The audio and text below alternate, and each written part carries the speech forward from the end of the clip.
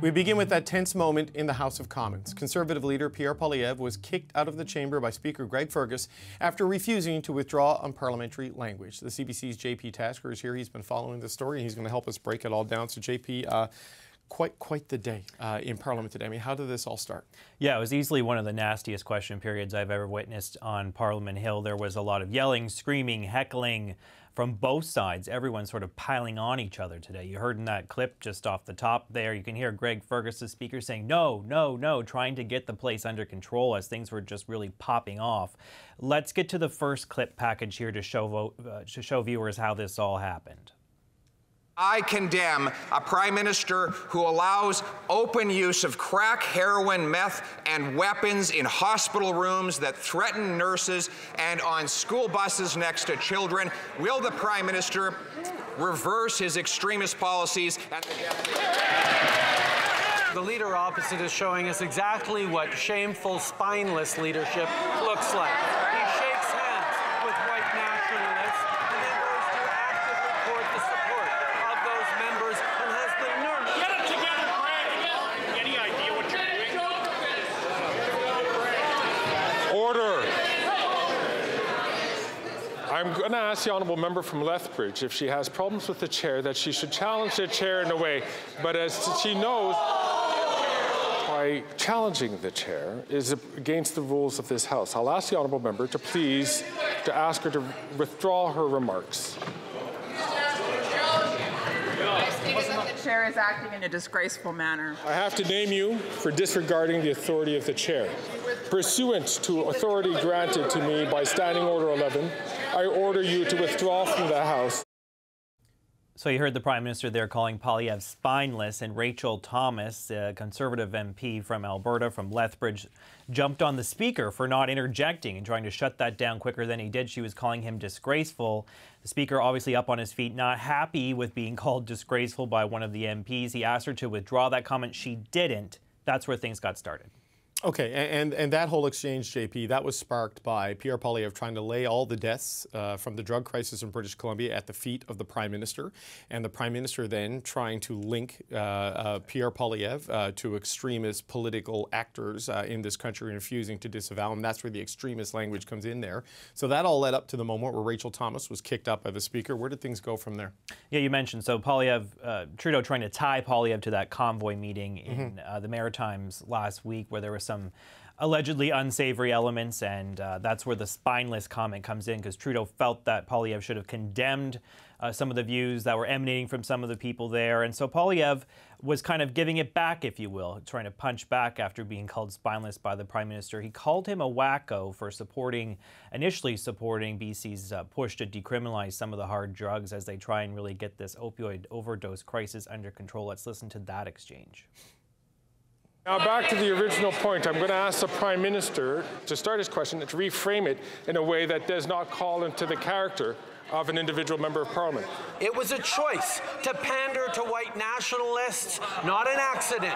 And it is a choice to continue to not condemn them and condemn everything they stand for in his quest for votes. He continues to allow those drugs to kill the people in our hospitals and on our public transit. When will we put an end to this wacko policy by this wacko Prime Minister? No. I'm going to ask the Honourable Leader of the Opposition to withdraw that term, which is not considered parliamentary. I replace wacko with extremist. I'm going to ask the Honourable Leader of the Opposition to please withdraw that comment and simply withdraw that comment. I'll replace it with radical Baptist policy. I am not asking to replace. I'm asking the honourable member to just simply withdraw. Mr. Speaker, I replace the word wacko with extremist. Mr. Poilievre, I have to name you for disregarding the authority of the chair. Pursuant to the authority granted to me by Standing Order 11, I order you to withdraw from the House and from any participation by video conference for the remainder of this day's sitting.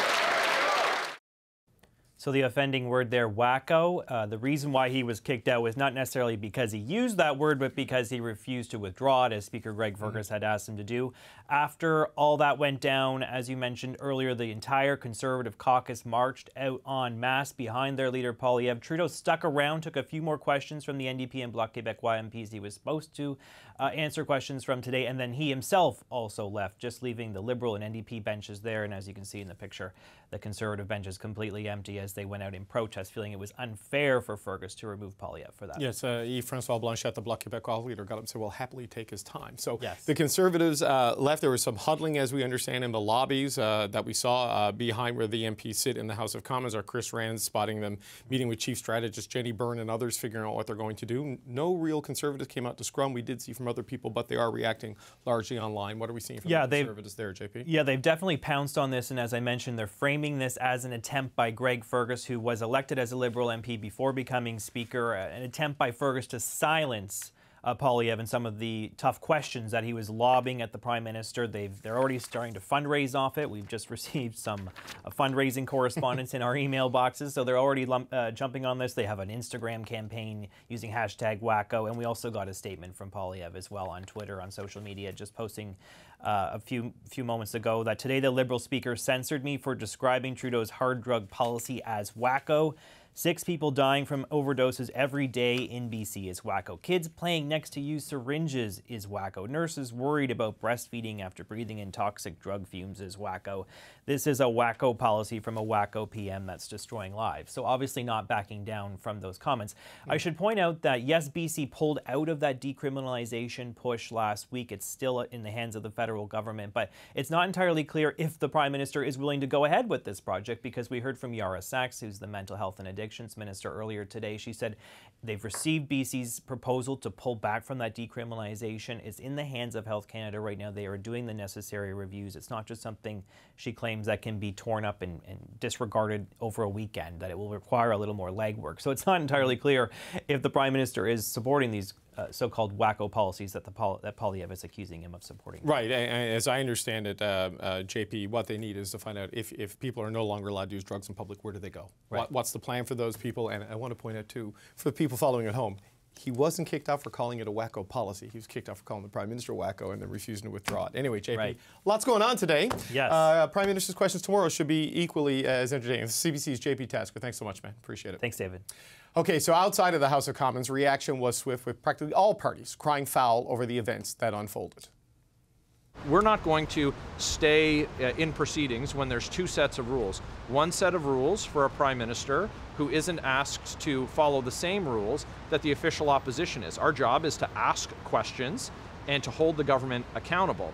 It's not the job, of course, of the Speaker, because he's a Liberal, to protect a Prime Minister whose wacko policies are putting people's lives in danger. The language being applied to situations in Canada is not normal. These people find advantage, somehow, for some reason, in getting people all jacked up. This Leader of the Opposition is using terms and terminology that should not be part of our discourse. Mr. Speaker, I would like to congratulate you on your common sense today.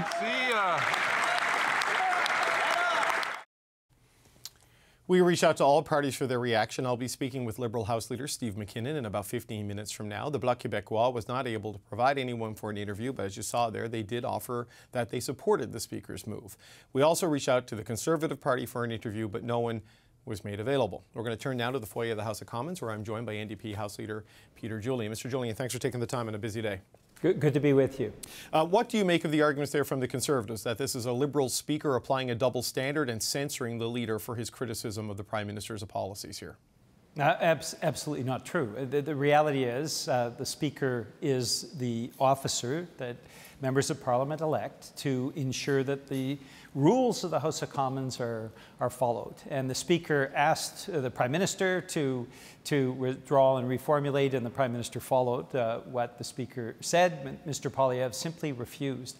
And I think this has been a pattern that we're seeing more and more. I think the reality is As far as the NDP is concerned, we had a full question period. We were able to ask more questions than we normally are able to ask, and we asked about fundamental issues. We're concerned about having pharmacare available for people with diabetes, dental care and affordable housing, jobs in a clean energy economy, all of those things that are so important for the future of the country. So these are questions we were able to ask.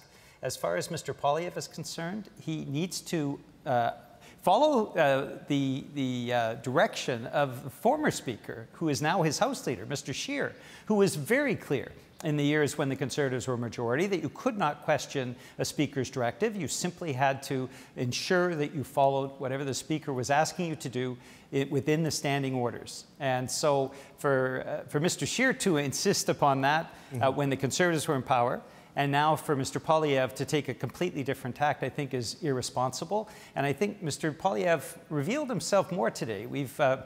People have been questioning his call to cut services, slash services. Yesterday he talked about actually deleting parts of the Constitution, that what he would be doing is deciding on the constitutionality of certain policies and using the notwithstanding clause. Not clear which parts of the Charter of Rights and Freedoms he wants to decide that no longer apply. But the reality is we're seeing an increasing extremism from Mr. Poilievre that I think most Canadians would find quite disturbing. Okay, I want to touch on that quickly. I want to point out, we've searched answered. You've used the phrase wacko a handful of times at committee and in Parliament, but you've never called someone wacko. That's clearly not in the rules. Right? Calling it a wacko idea and a wacko comment is what happened here. But I want to go back. A different Speaker, different issue, different year. But in 2020, Jagmeet Singh was kicked out of the House of Commons by Speaker Anthony Rota. You were there when it happened. He called a Bloc Québécois MP racist and refused to apologize for it. He left, took his punishment, but based on what you just said, you would agree that was the right decision then, just like this is the right decision now. If you were the Speaker, you would have done the same thing? We didn't contest that decision. Mr. Singh, being the adult in the room, took the punishment that the Speaker is able to impose. The rest of the NDP caucus kept working for that day, and Mr. Singh was back the next day. That is the punishment. Those are the rules. And all of us we are elected democratically by our constituents, and I think there's an understanding of Canadians. Canadians live by the rules. We try to do the best we can within the rules. Here we have a leader now who is saying the rules don't apply to him. And this is from the reaction of the majority of the members of Parliament, certainly all the other recognized parties and the independent MPs today. There was very clear support for the Speaker enforcing the rules of the House of Commons, which need to be enforced in a way that applies to all members. So all the members of the Conservative caucus walked out today to protest it. They're sending out fundraising emails. They're launching campaigns on social media. You see them doing videos and posting it on their Instagram. I suspect they'll all be back tomorrow when question period begins, and the Prime Minister takes all the questions typically on a Wednesday. What do you think Parliament is going to look like tomorrow after the dramatic moves we saw in Parliament today? Well, I would hope that Conservative MPs would follow the rules that the Canadians have put into place for the House of Commons. I would hope that Mr. Poilievre would actually be talking about policies and not deforming example, the issues of the opioid crisis, where the fastest rising number of opioid deaths are actually in Alberta and Saskatchewan, two provinces where there's a disturbing rise, a horrific rise in the number of opioid deaths. I would hope that there would be an intelligent adult discussion.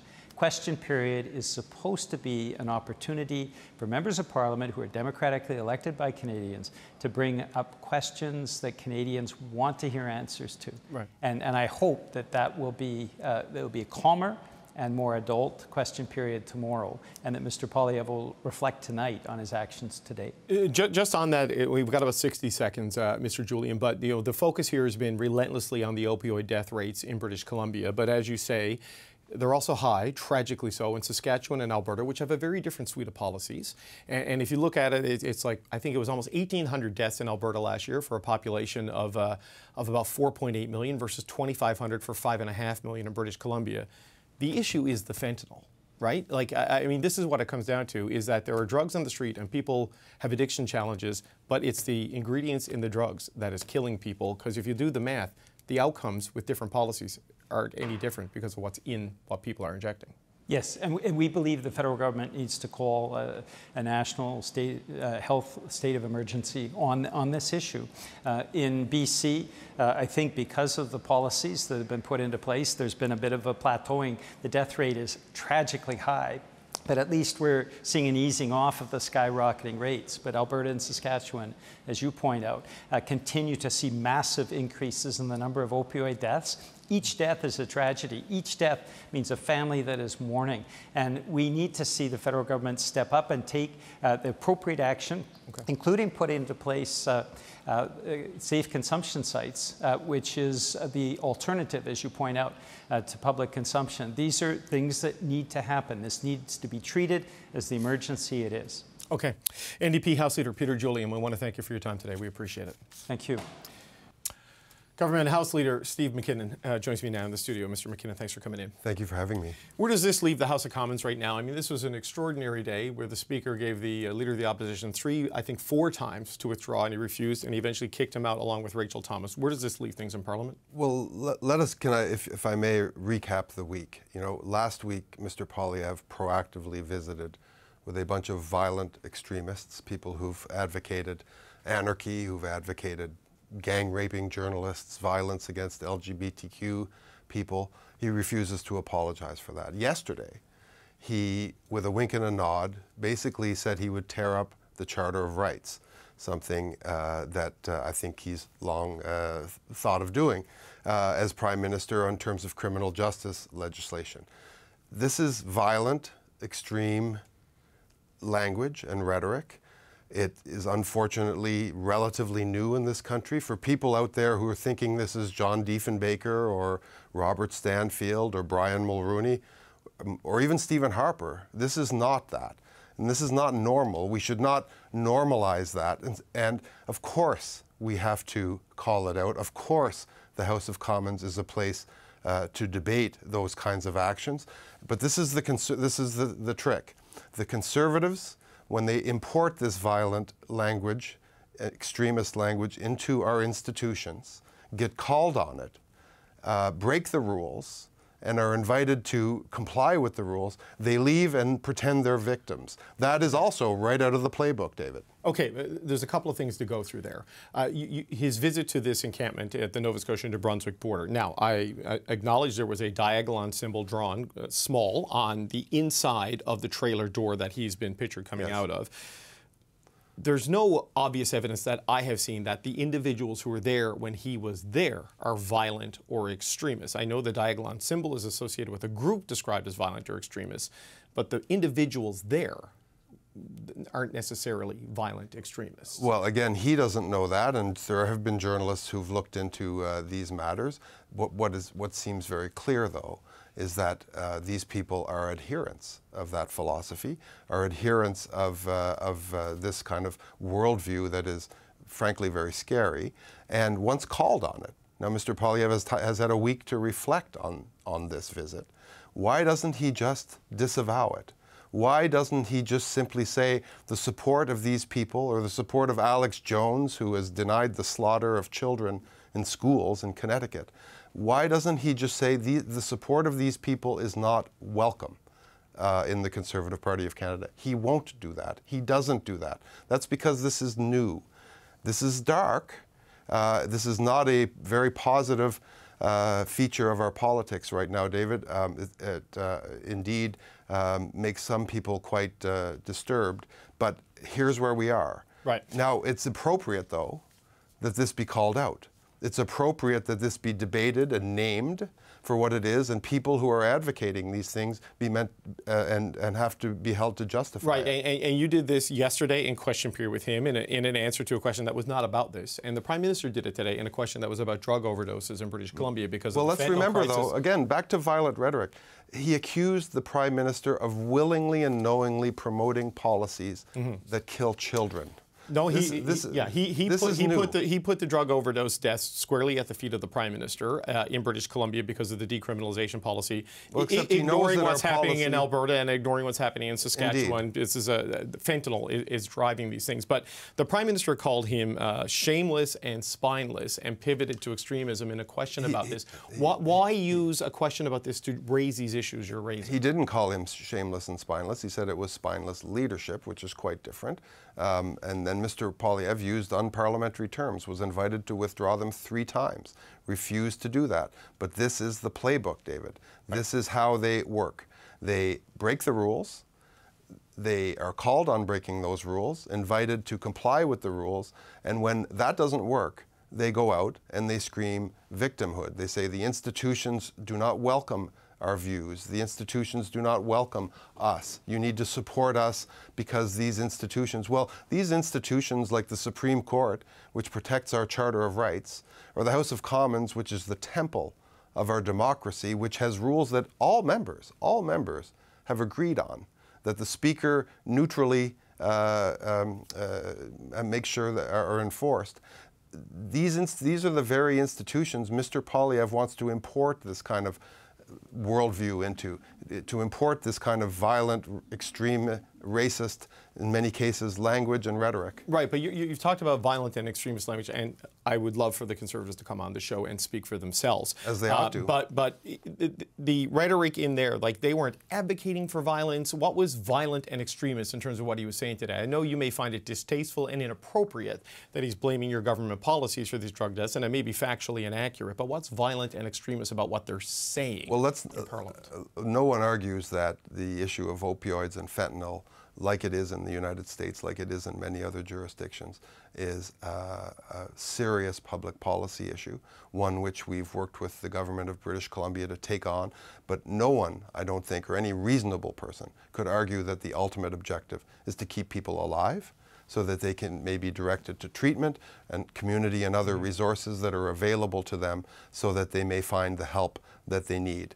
That is true in my riding of Gatineau. That is true in Vancouver. That is true across this country. Mr. Eby came forward, and the government he belonged to at the time, came forward with a proposal. That's what federalism is all about. That has this keep people alive as an underpinning philosophy. And how can you argue the motivations? You can argue the tools. You can argue the ways and the means, and certainly Alberta and Saskatchewan have had, their own share of policy failures on this. But you cannot argue the motivations, and you certainly cannot be accusing or calling into question the Prime Minister's character in terms of implementing these policies and working with premiers, democratically elected premiers, on innovative solutions for this very serious problem. So Mr. Poilievre was kicked out today. Ms. Thomas was kicked out today. The caucus, the Conservative caucus, walked out in solidarity. You've seen the videos, I'm sure. They've started putting out the comments they've made that there's a double standard here and a Liberal speaker was covering for a Liberal Prime Minister. Of course they'd say that. Sure, but what happens tomorrow? I mean, Wednesday is the day where the Prime Minister's up and takes every single question. I'm assuming he's going to do that. I mean, what happens tomorrow? How does the House function? Well, again, this is the victimhood play. This is, these institutions don't work because they won't welcome our extreme rhetoric. They won't welcome these points of view that are frankly off the scale and off the charts, ripping up the Charter of Rights, advocating for these groups and refusing to disavow them. So we're going to continue the work that we have to do as we're continuing, as we speak. Right now we're about to vote one of the votes that are occurring on the budget, on last week's budget, and we're going to keep proposing solutions to Canadians. That's the normal way, David.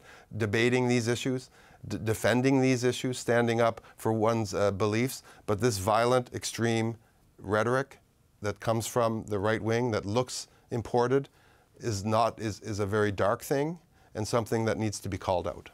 Okay, Government House Leader Steve McKinnon, I think question period is going to be highly watched tomorrow. I want to thank you for coming in today and appreciate the time. We're going to turn now to the power panel. Emily Nicola is a columnist with Le Devoir. Michelle Cadario is a former Liberal campaign director. James Moore is a former Conservative cabinet minister. And Françoise Boivin is a former NDP MP. And Françoise, I'd like to start with you if I could. I mean, what did you make of what you saw today? Did the Speaker do the right thing here? And do you understand why the Conservatives marched out en masse? No, I don't understand why the Conservatives walked out en masse. I must say I was listening, I was paying attention to QP, and you could feel the tone was like pretty aggressive from the get-go. And one aspect that I think I haven't heard play too much is that even when the Prime Minister used the expression shameless, spineless leader, the Speaker, after the little interval with Rachel Thomas from the Conservatives, who called him a disgrace because you could hear the sound in the House of Commons leveling up and pushing her outside, asked the Prime Minister to re-answer, but to remove those, which the Prime Minister complied because I'm sure out of respect for the institution and the people, the democratic tools that we have in the House of Commons, which is called the Speaker of the House, who's kind of the arbitrator of it all. And then Pierre Poilievre gets into play. And it's not the first time we feel that aggressiveness, but to go up, it's as if they were testing the Speaker. It's not since today that I've been wondering why the Speaker just doesn't throw some of these bad elements who just test him like little children. That's how I felt. I felt like I was in a schoolyard with a bunch of bullies who was just trying to test and see just how far they could go with that Speaker. Well, they saw that they couldn't go that far, and he gave them, honestly, ample chance, probably more than I would have given myself. Okay. That being said, now that they play victims, and I do take Steve's comments on that, because I saw the press release from the Conservatives. It's like, don't forget the important part. You're not talking, guys, Conservative, you're not talking about the wacko policy solely. You were talking about a wacko Prime Minister. Think whatever you want of the Prime Minister. I can have all type of thoughts about the Prime Minister, but to voice in the House of Commons that he's a wacko Prime Minister, well, it says a lot about the people who elected him. So James, I wonder what you make of this. He was given 3 or 4 chances, Pierre Poilievre was, and he kept trying to sort of like, I want to substitute it with this and, not just withdraw it. And you've been in Parliament to know that there's not a lot of wiggle room when you're asked to withdraw. What did you make of what we saw happen today? I mean, look, he tried to substitute the word. The Prime Minister said that he was spineless, associated with the white nationalists. And by the way, Justin Trudeau, when he was in the opposition, he called Peter Kent, who was then the Environment Minister, a piece of shit.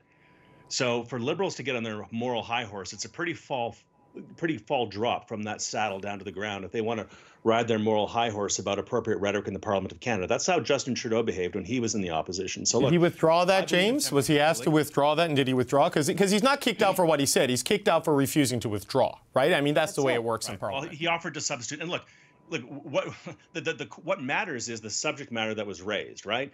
And Justin Trudeau wasn't asked to withdraw himself from Parliament, and he should have been, for trying to associate people as white nationalists in his own rhetoric. But look, what Pierre Poilievre was trying to do, and calling failed drug policies that are leading to the deaths of people every single day, and the implosion of British Columbians' confidence in our hospitals and our emergency rooms, is tragic and horrific. And calling it wacko is the mildest thing that I can tell you is being said about this policies out here in British Columbia. I have a family member who's going into the hospital for 2 days, the next couple of days at Royal Columbian Hospital. And I'm worried about my family members and people that I know who have gone to Royal Columbian Hospital. And there's people smoking hard drugs outside of the entrances of these hospitals, and the police can't do anything about it to help people who are sick get the treatment that they need. And David Eby, by the way, who's the former head of the BC Civil Liberties Association, who's an advocate for decriminalization, says it's gone too far. It needs to be pulled back.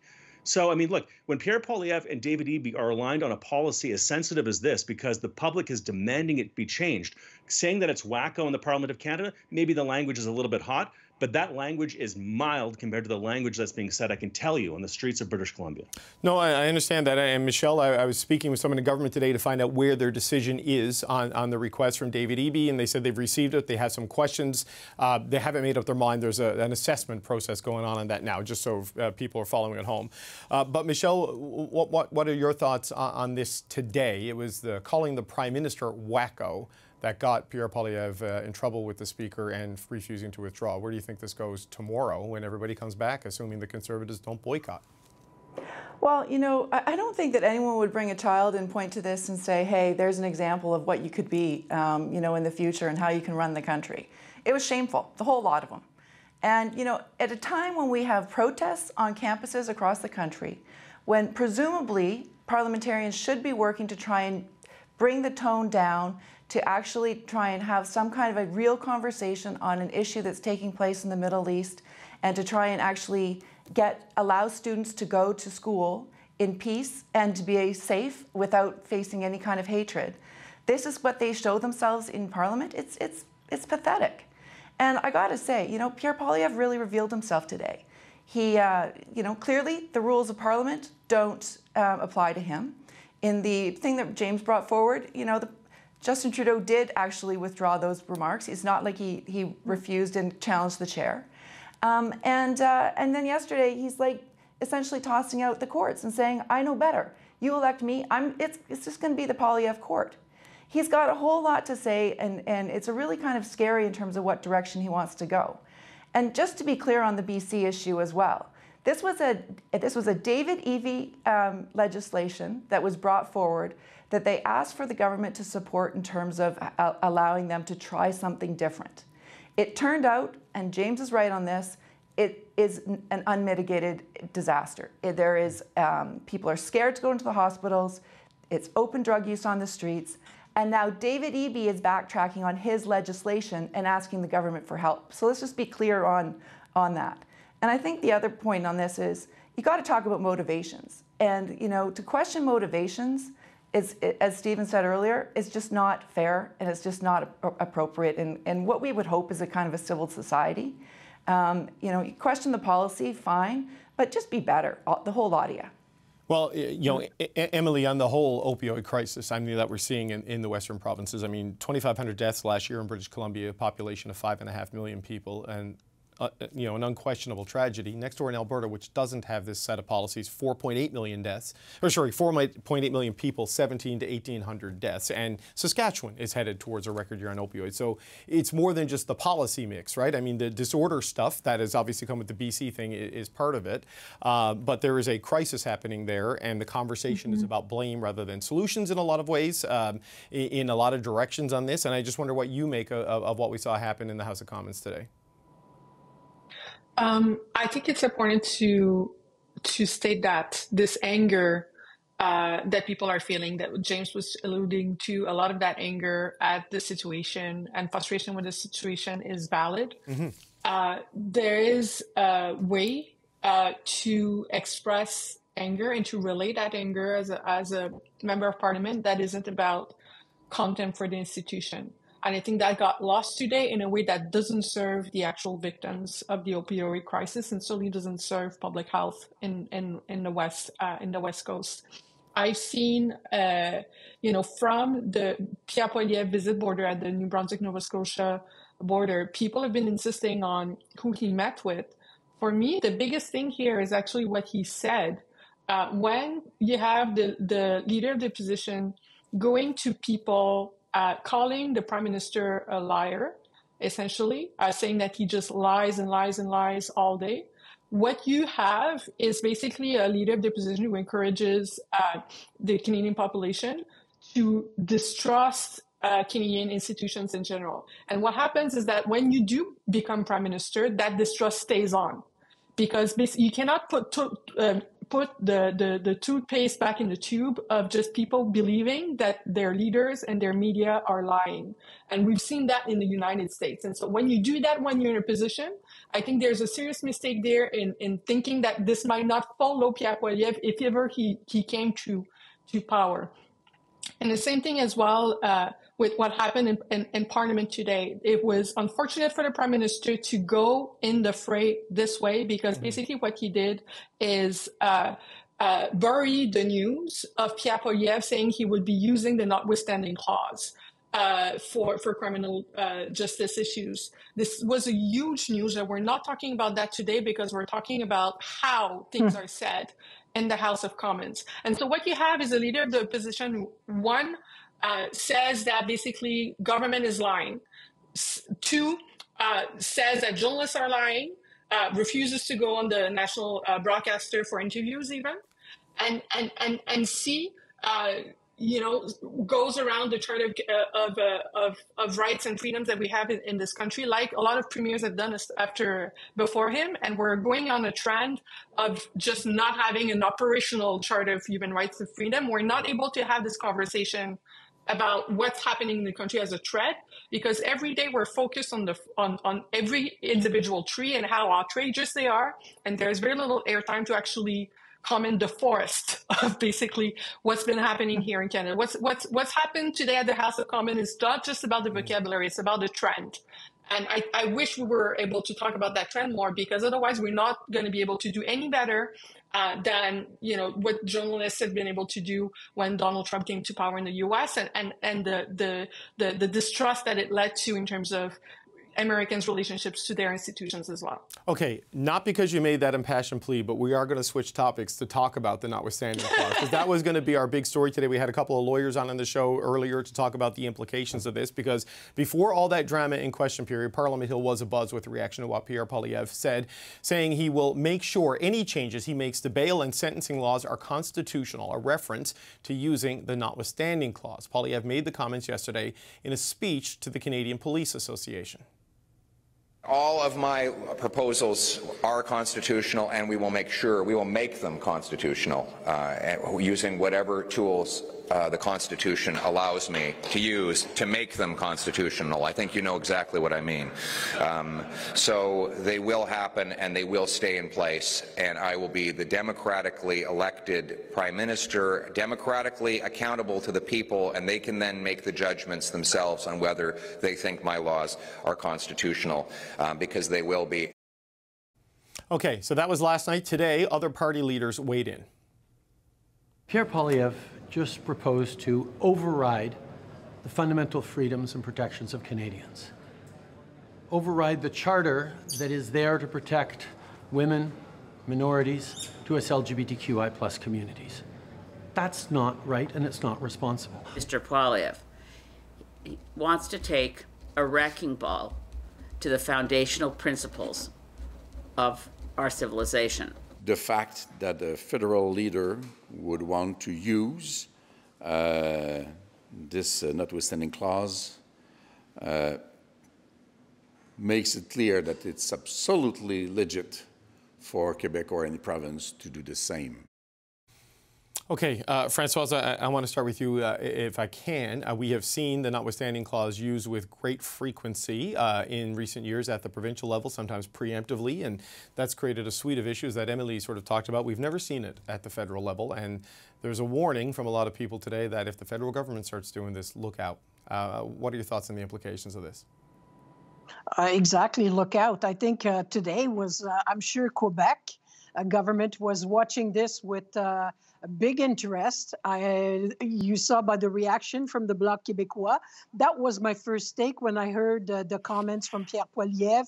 I figured that he was validating the use of the notwithstanding clause, which personally, my analysis of the charter it comes to the same conclusion that they can use it. It might not be something that I want them to do as a person, but I don't see any legal thing that would forbid it. So that being said, a lot of people from everywhere in Canada thought that the Conservative would join all the opponents to the Quebec legislature on Bill 21 in front of the Supreme Court of Canada. But with what we heard, I'm sure now that the Conservatives will just go state to the Supreme Court that they do think it's a power that they have. And unless there's a new round of constitutional conferences, that's the way it is. But it does frighten me because it can be used. Maybe it's going to have a lot of people behind the leader of the Conservative Party on criminal situations. But there's other rights that are covered that could be covered by a notwithstanding clause that is a bit frightening to see what they would do with it. So again, a kind of populism that is a bit scary. So James, Mr. Poilievre during the leadership promised specifically to use a notwithstanding clause to change the Supreme Court decision that prevented the stacking of sentences for the Quebec City mosque killer.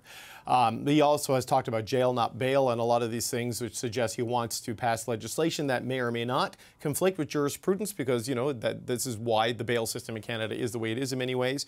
I mean, where does that leave us a week after the Amar Zamir decision and the way politicians weighed in on that? Where's this going? Well, I think it kicks off a very healthy and important debate for the country. When we were in government under Prime Minister Harper, we put in concurrent and not consecutive sentencing.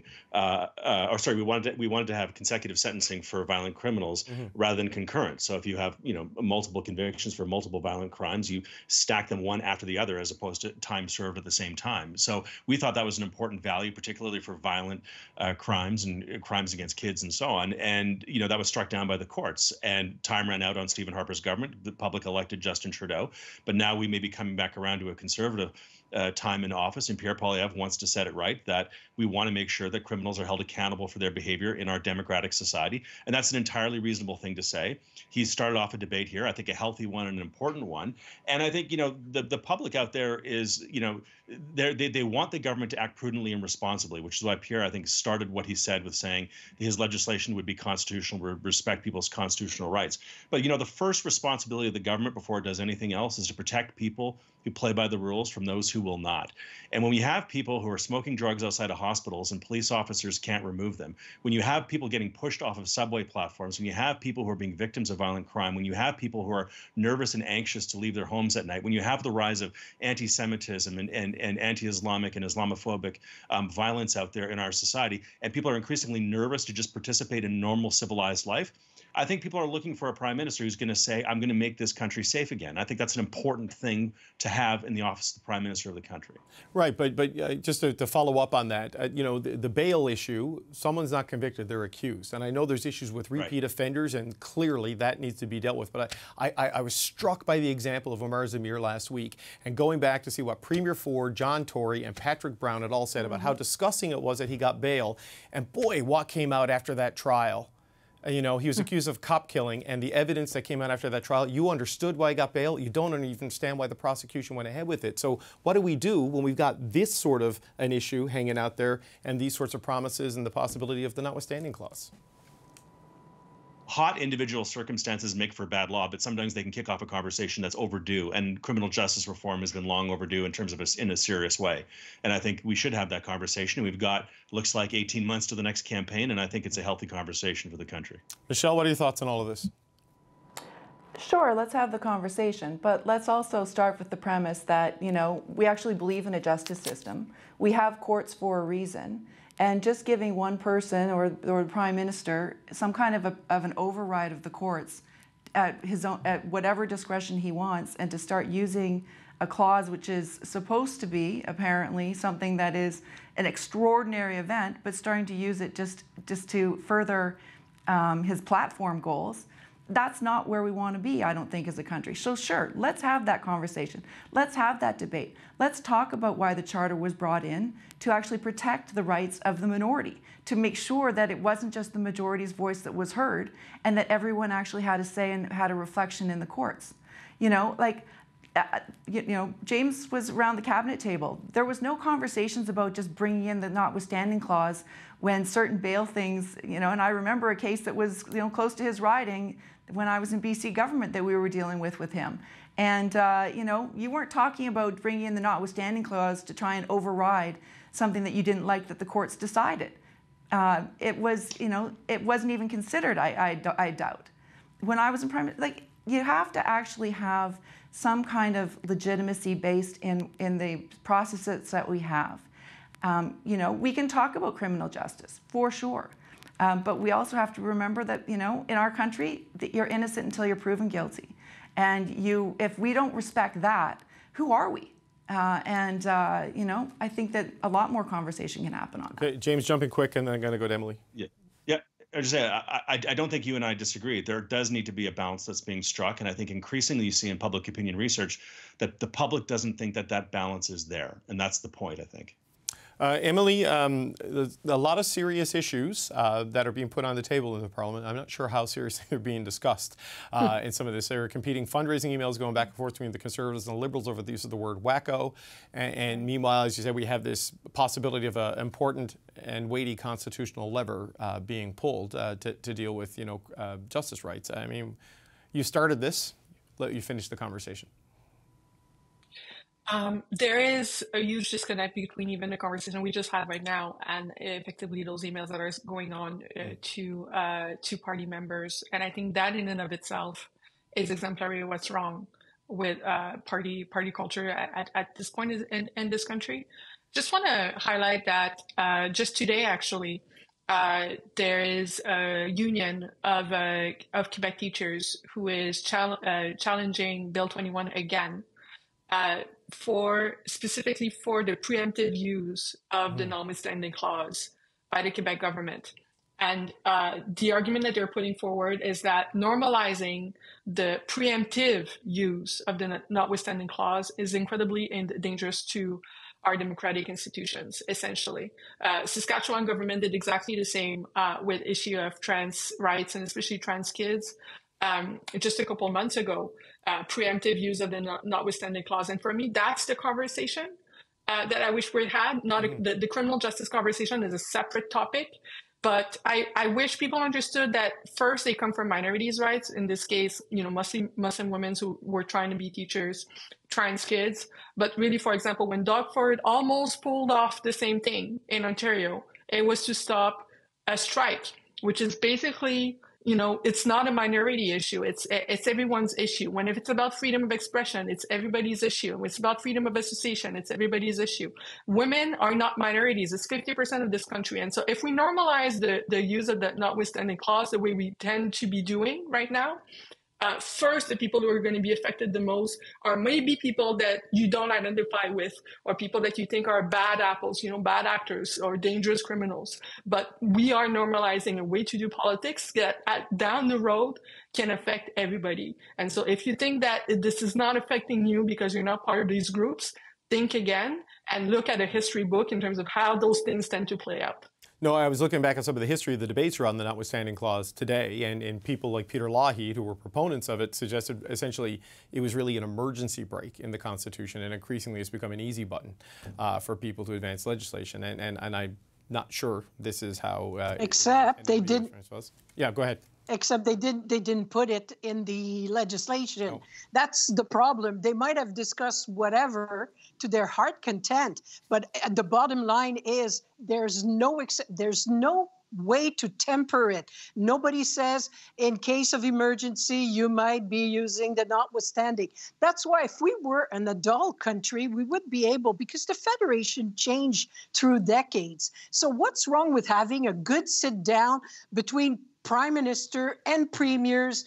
Oh, shoot, they just can't get that type of adult discussion. And that's why everybody is avoiding it every time we talk. Hey, maybe we need to revisit a few things there. It's 40 years since it was adopted. A lot of changes since then.